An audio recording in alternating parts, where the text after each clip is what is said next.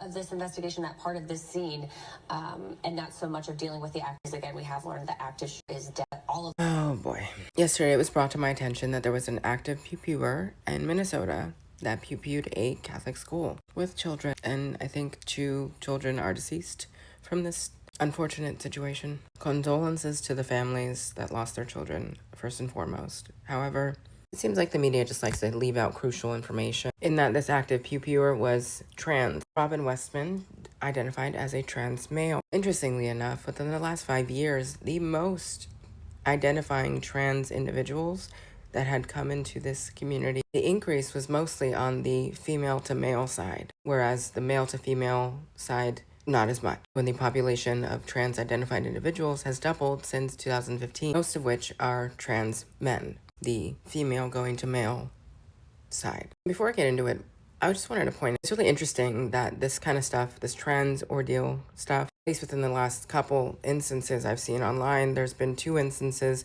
of trans-related drama. A person that was accosted at the Buffalo Wild Wings, forced to zip down their sweater to show that they had breasts so that they can go into the female restroom, whatever. And then this little pew-pew situation. I'm not sure where the other pew-pewer was from the last time that this happened. But I think it's just really interesting that it's happening in a democratic state, governed by an individual that was supposed to be our potential vice president, who supports everything and anything trans. Just an observation. But back on topic. The introduction of cross-sex hormones, specifically in that to females to males, can promote a lot of highly aggressive behavior, especially in women that may or may not realize that this is actually not something that they want to continue doing, but yet they've gone too far, potentially. No shit talk on any of my sisters, brothers, whatever, I guess if you want to call them that, who've had successful transitions and are happy and live the life that they want to live.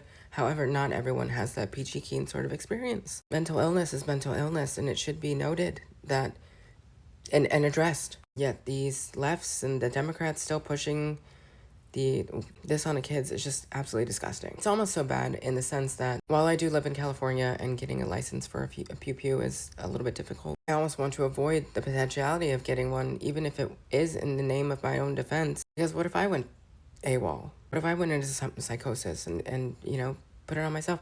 I don't have any of these ideations, I promise. I have not had any of these ideations since the start of my transition, interestingly enough. I see it happen so clearly often.